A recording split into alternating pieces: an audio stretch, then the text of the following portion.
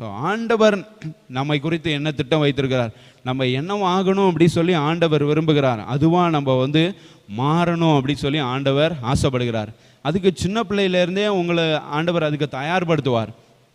எப்படி கர்த்தருடைய சித்தத்தை தெரிந்து கொள்வது, நான் எப்படி டாக்டர் ஆவேன், நான் எப்படி இன்ஜினியர் ஆவேன், நான் எப்படி இந்த கார்டியாலஜிஸ்ட் இருக்குது, பல்மனாலஜிஸ்ட் இருக்குது, நிறையா நுரையீரல் சம்மந்தமாக, இதயம் சம்மந்தமாக, டென்டிஸ்ட்டு, நிறையா காரியங்கள் இருக்குது. உடல் உறுப்புகளை பற்றிலாம் பாட்டு பாடணும். எல்லாத்துக்கும் ஒரு ஸ்டடி இருக்குது, எல்லாத்துக்கும் ஒரு கோர்ஸ் இருக்குது. ஸோ நான் எப்படி அப்படி ஆகணும் அப்படின்னா, உங்களுக்கு நீங்கள் பிறந்ததுக்கப்புறம், பிறக்கும் முன்னே ஆண்டவருக்கு தெரியும், பிறந்ததுக்கப்புறம் ஆண்டவர் வந்து அந்த வழியாக உங்களை நடத்துவார். ஸோ அதில் ஒரு ஆர்வத்தை கொடுப்பார். இப்போ கீபோர்டு பேடெல்லாம் வாசிக்கிறாங்க நம்ம பசங்க, அவங்களுக்கு சின்ன பிள்ளையிலேருந்தே அந்த ஆர்வம் வந்துடும்.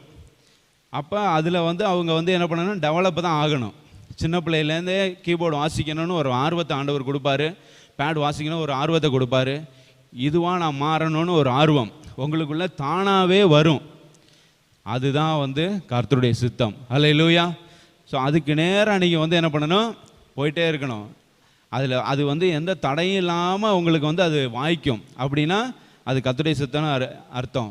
நிறைய தடை வருது, நிறைய பிரச்சனை வருது அப்படின்னா அந்த ட்ராக் வந்து என்ன சரியில்லை அப்படி சொல்லி அர்த்தம். ஆண்டவருடைய சித்தம்னா ஆண்டவர் வந்து எப்படினாலும் உங்களை அப்படி கொண்டு வந்துடுவார். ஹல்லேலூயா.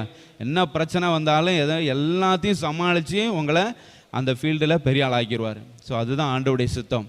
ஸோ இது எல்லாத்துக்குமே ஃபஸ்ட்டு ஒரு காரியம் வந்து என்ன நம்ம தெரிந்துக்கணும்னா, அந்த ஆர்வம் முதல்ல சின்ன பிள்ளையிலே உங்களுக்கு அந்த ஆர்வம் இருக்கணும். பேட் வாசிக்கணும் ஆர்வம் இருக்கும், கீபோர்டு வாசிக்கணும் ஆர்வம் இருக்கும், இதை பற்றி படிக்கணும் அப்படிங்கிற ஒரு ஆர்வம் வரும். ஸோ அதை வந்து நீங்கள் இப்போவே, இதுவரை உங்களுக்கு அது தெரியல, எதில் ஆர்வமாக இருக்கேன்னே தெரியல அப்படின்னா இப்போ என்ன பண்ணுங்கள், தெரிந்து கொள்ளுங்கள். நீங்கள் இப்போ படிக்கிறீங்க, இப்போவே இருந்து யோசிங்க, எதில் உங்களுக்கு ஆர்வம் இருக்குது, எந்த ஃபீல்டில் நீங்கள் பெரிய ஆள் ஆகணும்னு விரும்புங்க, அந்த ஃபீல்டுக்கு நேராக வந்து என்ன பண்ணுங்கள், உங்களுடைய கவனத்தை செலுத்துங்க, ஃபோக்கஸ் பண்ணுங்கள். நிச்சயமாக உங்களுடைய வாழ்க்கை அந்த லக்கை நீங்கள் வந்து என்ன பண்ணுவீங்க, அடைவீங்க. ஹல்லேலூயா.